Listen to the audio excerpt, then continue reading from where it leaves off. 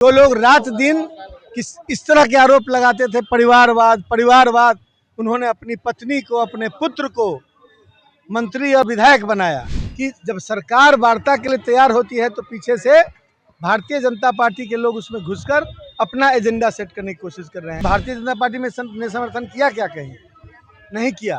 Bharatiya Janata party उस पर राजनीति करना चाहती है। पूरे देश में छात्र और जेन जी सड़क पर हैं। नमस्कार, द बिहार रिपोर्ट देख रहे हैं आप और मैं हूं आपके साथ प्रिया सिंह। देखिए, इस वक्त हम मौजूद है आरजेडी कार्यालय में और आरजेडी कार्यालय में जो है दशरथ मांझी का पुण्यतिथि जो है वो मनाया जा रहा है। ऐसे में आलोक मेहता जो कि आरजेडी से विधायक है वो यहाँ पहुँचते हैं और मीडिया से बातचीत के दौरान क्या कुछ कह रहे हैं, पहले उनके बयानों को सुनिए। देखिए, अपमान और सम्मान अपने ऊपर है कि कैसे आप लें उसको। जिस समय मोदी जी देश के प्रधानमंत्री नहीं थे और हम लोग उस समय एमपी हुआ करते थे, उस समय भी लोकसभा में वंदे मातरम गाया जाता था जब साइन डाई होता था। ये कोई मोदी जी का प्रोडक्ट नहीं है। और मोदी जी उसी को इस कोठी का धान उस कोठी में, उस कोठी का धान इस कोठी में करके अपना जो क्रेडिट लेना चाहते हैं, मैं नहीं समझता कि जनता उनको क्रेडिट देने जा रही है। और अभिव्यक्ति की स्वतंत्रता उसी संविधान में है, धर्मनिरपेक्षता उसी संविधान में है। इन तमाम चीज़ों को लेकर ही कोई कानून रेगुलेशन बनाया जाना चाहिए। संविधान की मूल भावनाएं आहत न हो।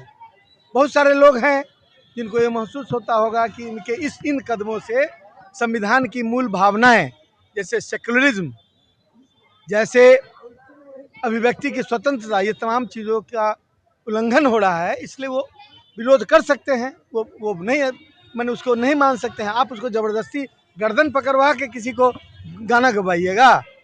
राष्ट्र का सम्मान दिल में होता है। अशफाकुल्ला खां और जो भगत सिंह जो थे, उन लोगों ने कोई गीत गा के देशभक्ति नहीं जताई थी। इसलिए इन चीज़ों को बिल्कुल आर्टिफिशियल, बिल्कुल कृत्रिम बनाकर इन लोगों ने देशभक्ति की भावना का अपमान किया है। और मैं समझता हूं कि यदि इस आधार पर किसी को नक्सल होना, किसी का गैर नक्सल होना यदि निर्धारित कर रहे हैं तो देश का दुर्भाग्य है और उन लोगों की सोच पर लानत है। सर, बिहार में सरकारी स्कूल हो या सरकारी आवास हो, सभी को भगवा रंग से रंग दिया जा रहा है। मैं वही कह रहा हूँ ना कि ये क्या प्रयास किया जा रहा है। ये जो प्रयास किया जा रहा है वो एक हिटलर शाही, एक डिक्टेटरशिप की तरफ बढ़ता हुआ कदम है। अब इन शब्दों को भी कल को असंवैधानिक घोषित कर दें और कल को आलोक मेहता को जेल में रख दें, तो ये तमाम चीज़ें वही चीज़ हो रही हैं जब किसी देश में अपनी 100% अपनी सोच को लागू करने के लिए जबरदस्ती जो किया जाता है, उसी तरह का प्रयास है। 19 तारीख को राजभवन का घेराव कर रहे हैं ये राजभवन मार्च है, ठीक है ना। और जो भी घेराव है, मार्च है, जो भी है, वो इसलिए है प्रजातंत्र को बचाने के लिए। छात्रों पर AK-47 से गोलियां चलाई गई। कोई माई बाप नहीं है, कोई जवाब देने वाला नहीं कि किसके आदेश पर गोलियां चलाई गई, क्यों चलाई गई, क्या वो क्रिमिनल थे, क्या प्रजातंत्र में धरना, प्रदर्शन और विरोध का अधिकार समाप्त हो गया इस संविधान के तहत? क्या लोकसभा में पास हो गया कि किसी को धरना प्रदर्शन नहीं करना है, किसी को एजिटेशन नहीं करना है? इतना देर क्यों लगा आप लोगों को? नहीं, देर कहाँ लगा, आप नहीं देख रही हैं।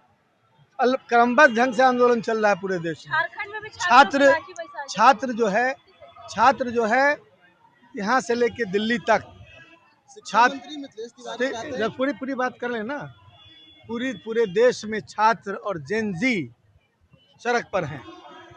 और उनको ये महसूस हुआ, उनके अच्छे कार्यों का सभी राजनीतिक दलों ने समर्थन किया। अब पूछिए तो भारतीय जनता पार्टी ने समर्थन किया क्या? कहीं नहीं किया। भारतीय जनता पार्टी उस पर राजनीति करना चाहती है। जहां वार्ता के लिए तैयार है झारखंड में, वहां पर अपना एजेंडा घुसने के फिर में। अब बाकी जगह के लिए इनकार करेंगे। झारखंड में छात्रों के साथ वार्ता करने की जैसे ही स्थिति बनती है, पीछे से भारतीय जनता पार्टी, सुनिए ना, अरे सुन लीजिए, आप सरकार की तरफ से बोल रही हैं तो आप सुन लीजिए हमारी बात। मैं बोल रहा हूँ ना कि जब सरकार वार्ता के लिए तैयार होती है तो पीछे से भारतीय जनता पार्टी के लोग उसमें घुसकर अपना एजेंडा सेट करने की कोशिश कर रहे हैं, उसका विरोध हो रहा है। विदेश से आ गए हैं, समय मिल गया इसीलिए राजभवन मार्च कर रहे हैं, फिर विदेश भाग जाएंगे जल्दी ये। अभी अपने परिवार से निकलें तब कोई बात करें, परिवार की राजनीति से निकलें तभी ना कोई बात करेंगे। जो लोग रात दिन इस तरह के आरोप लगाते थे, परिवारवाद परिवारवाद, उन्होंने अपनी पत्नी को, अपने पुत्र को मंत्री और विधायक बनाया। मोरली बोलने का कैसे मोरल अलाउ कर रहा है इन लोगों को ये सब बात बोलने का? विदेश कोई जाता नहीं है क्या? भारत के प्रधानमंत्री तो विदेश ही रहते हैं, कभी कभी भारत आते हैं। उस पर कोई टिप्पणी उन लोगों ने की है? आज तक सवाल नहीं उठाया है। धन्यवाद।